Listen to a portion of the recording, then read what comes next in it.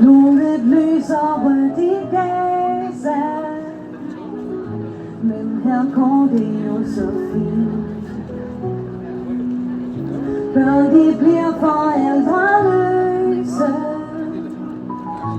men det er ikke vores problem.